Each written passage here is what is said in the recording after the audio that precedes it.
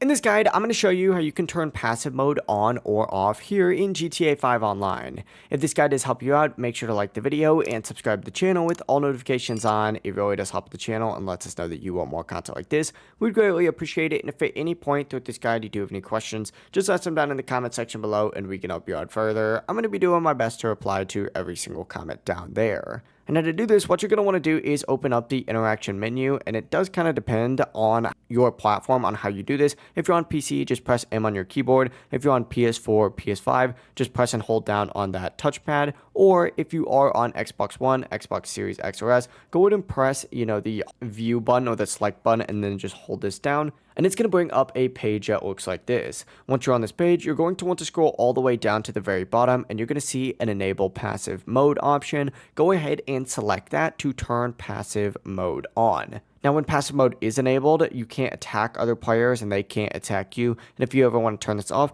just do the exact same thing. Open up that interaction menu, scroll down to the bottom, and you're going to see a disable passive mode option instead. Just keep in mind that passive mode does not work in weaponized vehicles, but it definitely is a great option if you're just trying to get things done without being bothered by other players. But you also won't be able to play different events as well, so just keep that in mind. But yeah, it really is as simple as that. If you guys do have any questions, just ask them down in the comment section below, and we can help you out further. I'm going to be doing my best to reply to every single comment down there. Before you do leave this guide, though, make sure to like the video and subscribe to the channel with all notifications on. It really does help out. Lets us know that you want more content like this. We'd greatly appreciate it. Have a great rest of your day, though.